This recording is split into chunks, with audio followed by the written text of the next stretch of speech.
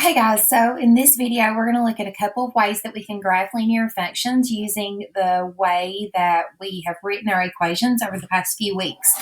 So as you can see, this question is in slope-intercept form, which is ideal when you're graphing because you have your slope and you have your y-intercept. And so the first thing you're always going to want to do is graph your y-intercept, which is at positive 2. So I'm just going to go to positive 2, my graph, and then I'm going to put a dot. And then my slope is 1/2. Since it's positive, that means I'm rising upward and then running to the right 2 places. And so I can go up 1 and over 2. And I can continue to do that to make my line look a little better, up 1 over 2. And I can actually go backward in the same way, but you just want to make it to where you can have a clear line, not just a little tiny line segment that passes through this point. So when you're given slope-intercept form, you always plot your y-intercept first, and then you use your slope as a direction.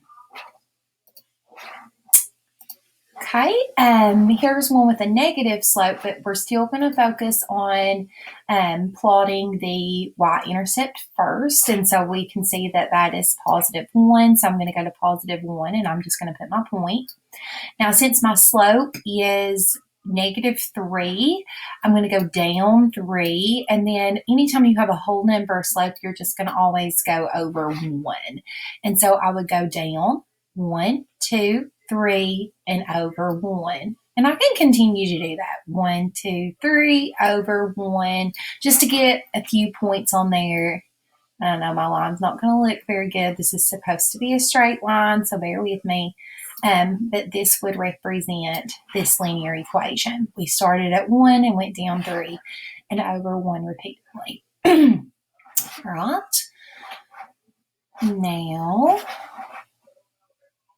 we're going to look at what happens whenever I have it in standard form. And so we're going to have to solve here.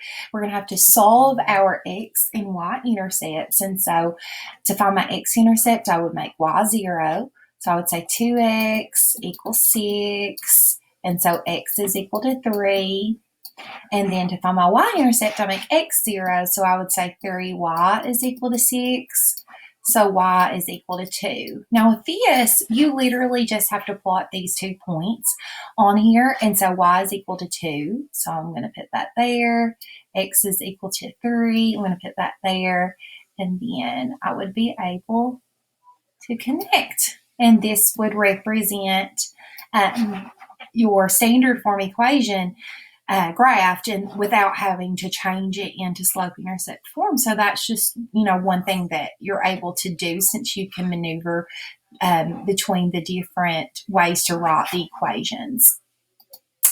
Here's just another example. So once again, to find the x-intercept, we would make y 0.